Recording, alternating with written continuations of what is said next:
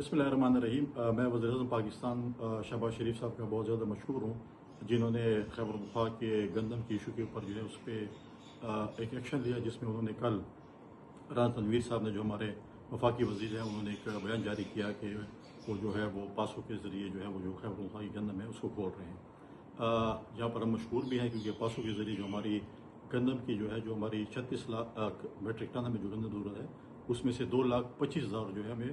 पासों के ज़रिए मिल सकती है। लेकिन जो बाकी गंदम हमारी जो बची है जो हमें जो 27 लाख मेट्रिक टन या जितनी भी बचती है उसमें जो है वो फ्री मूवमेंट ऑफ व्हीट और जो फ्लोर है वो अभी तक पंजाब से नहीं हो रहा। मेरी प्राइम मिनिस्टर से भी रिक्वेस्ट होगी कि हमारे 9 चेक पोस्ट हैं जो खैबर पख्तूनख्वा और पंजाब के साथ जो लगती हैं, जिसके ऊपर सख्ती की जा रही, जहाँ से खैबर पख्तूनख्वा को गंदम और आटा नहीं दिया जा रहा। हमने पंजाब के साथ इसको शेयर किया है ताकि आर्टिकल 151 जो है उसके तहत जो फ्री मूवमेंट जो है वो ट्रेड जो है फ्री होनी चाहिए, और वीट पॉलिसी की जो नई वीट पॉलिसी जो बनी है हमारी उसके ज़रिए भी जो है ये पास हुआ है कि